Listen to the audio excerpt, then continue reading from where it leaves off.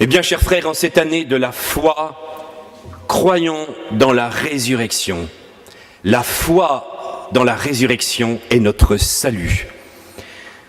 Oui, nous dit saint Paul, si Jésus n'est pas ressuscité, alors notre foi est vaine. Croire dans la résurrection, c'est avoir ce mystère de vie qui rentre en nous, qui nous transforme, qui fait de nous des saints, qui nous entraîne vers la gloire éternelle. C'est la lutte contre la mort, contre le péché, contre l'absurde.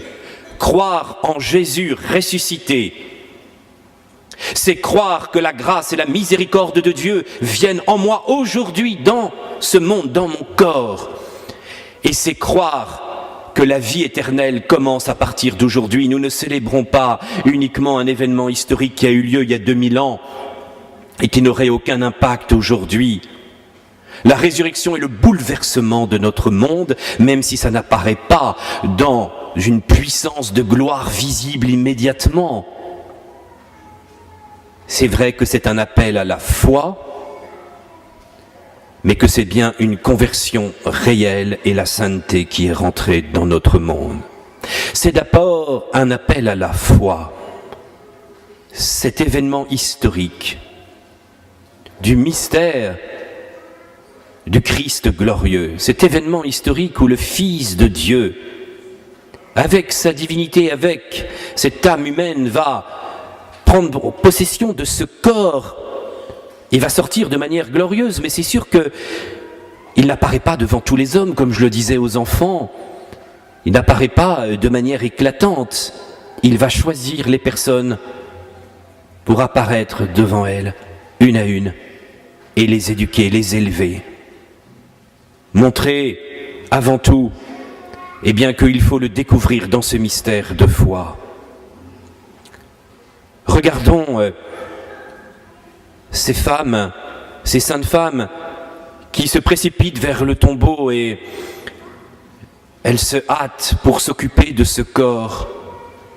Et c'est elles qui vont voir cette pierre roulée et elles désirent donner avant tout les aromates pour que ce corps ne connaisse pas la corruption, mais elles ne peuvent pas imaginer qu'il n'y aura pas de corruption dans ce corps parce que la puissance de gloire sera là. Mais en voyant la pierre rouler, et en voyant ces hommes, ces anges, mais qui n'apparaissent pas non plus de manière extraordinaire, ces hommes qui sont des anges bien sûr, mais lui disent « mais ne cherchez pas parmi les morts celui qui est vivant ».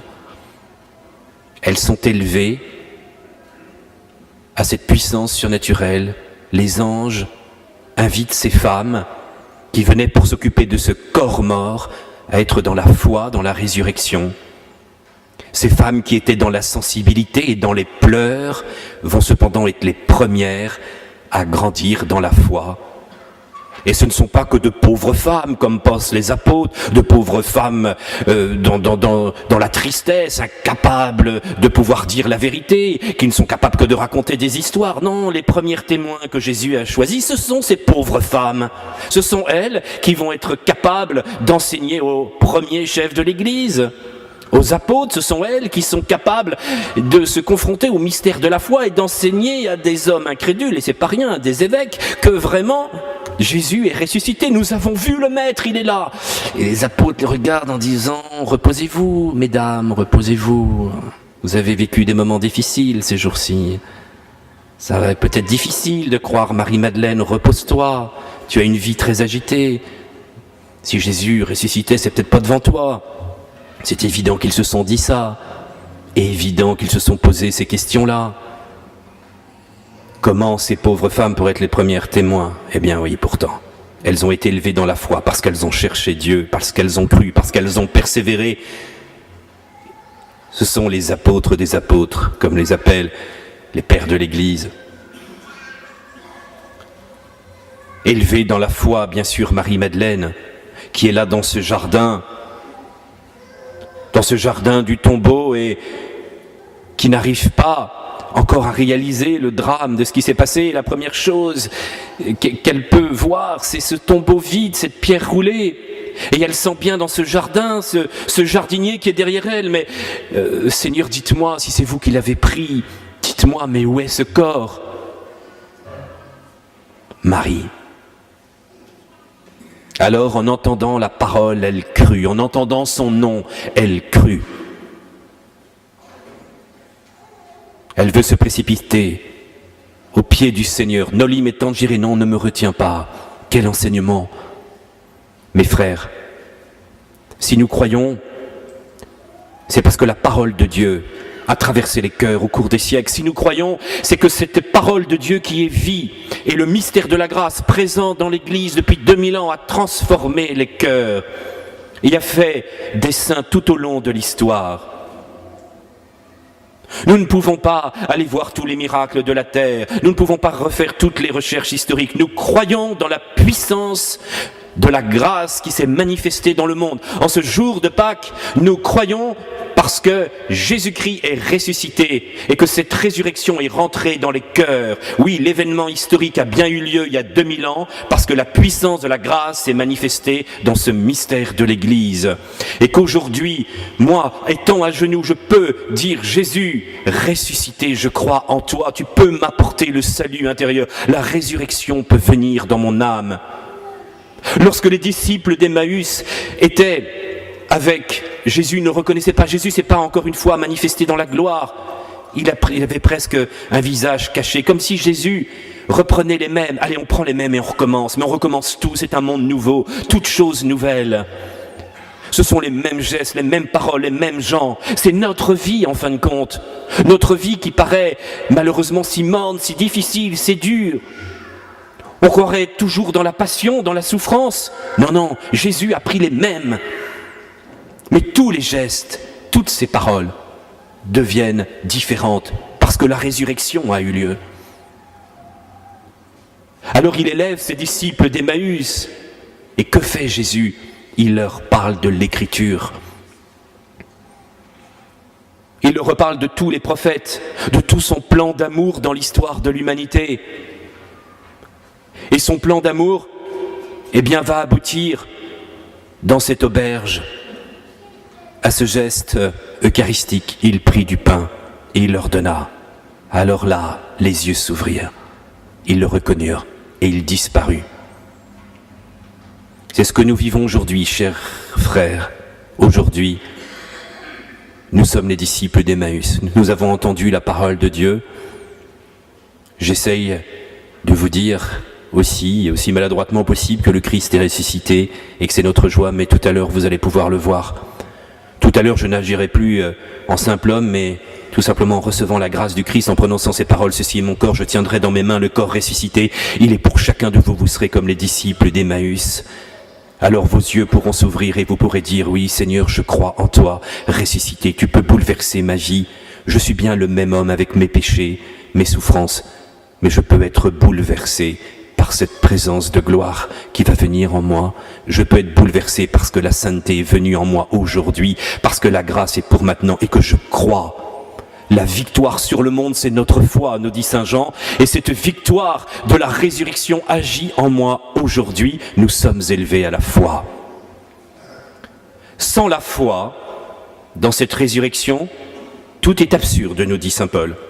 Il nous le dit dans la lettre aux Corinthiens, où il réaffirme clairement ce mystère. Comment certains d'entre vous peuvent-ils affirmer qu'il n'y a pas de résurrection des morts? Si les morts ne ressuscitent pas, le Christ non plus n'est pas ressuscité. Et si le Christ n'est pas ressuscité, votre foi est vaine et vous n'êtes pas libérés de vos péchés. Puis ceux qui sont morts dans le Christ sont perdus. Si nous avons mis notre espoir dans le Christ pour cette vie seulement, nous sommes les plus à plaindre de tous les hommes. Mais non, le Christ est ressuscité d'entre les morts pour être parmi les morts le premier ressuscité. Si nous pouvions comprendre la puissance de cette parole, parce que, bien sûr, Jésus sur la croix, en souffrant et en mourant, nous offre sa vie, mais la croix peut agir en nous. Cet acte d'amour peut agir en nous parce que Jésus a vaincu la mort. Je ne peux pas séparer la résurrection du mystère de la croix. Ce qui va donner la force à cette croix, à ce sacrifice et que ce sacrifice aboutit à la résurrection, à la victoire sur la mort. Jésus meurt pour anéantir la mort. Jésus meurt pour détruire le péché. Parce que c'est la victoire qui rentre dans le monde. C'est cette résurrection.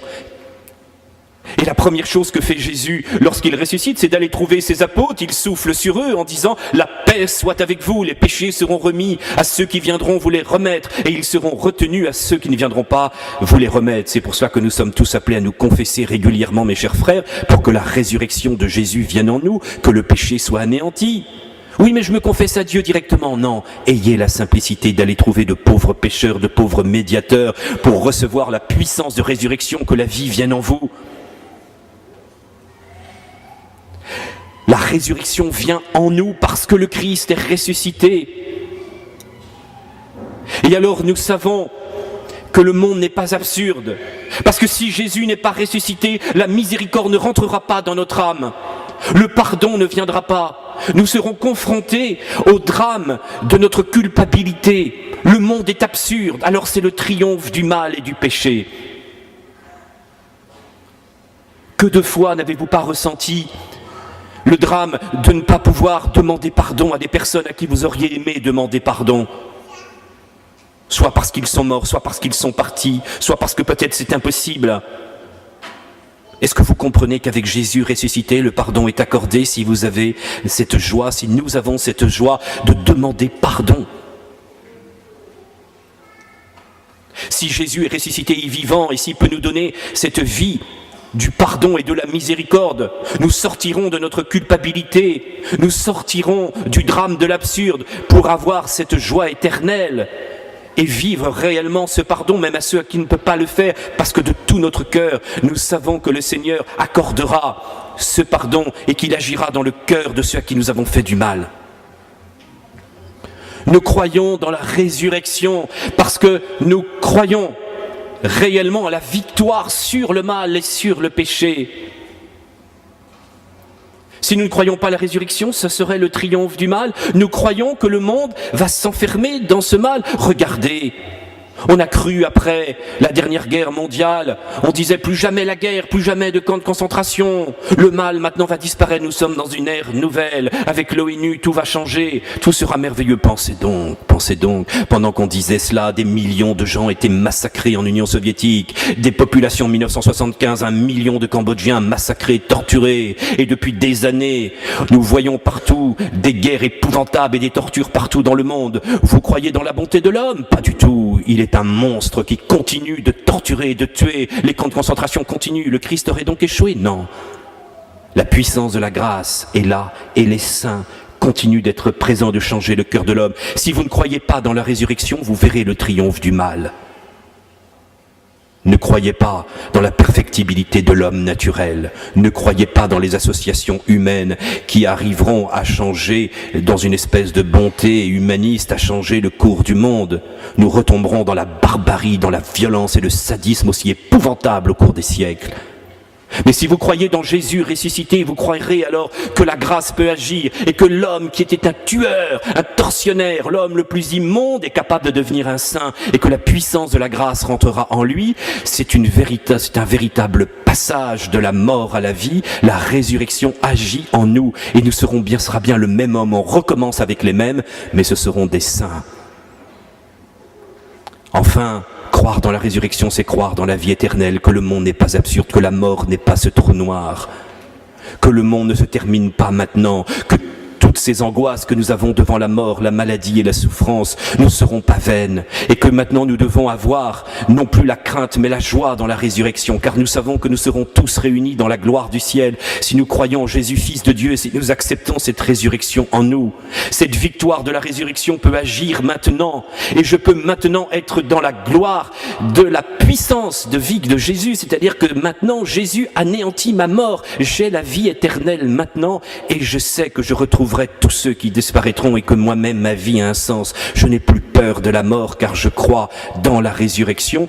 Tout prend un sens. La mort n'aura pas le dernier mot. Saint Pierre peut nous dire tressaillez de joie car le Christ est ressuscité. La gloire est venue en vous aujourd'hui. Au nom du Père et du Fils.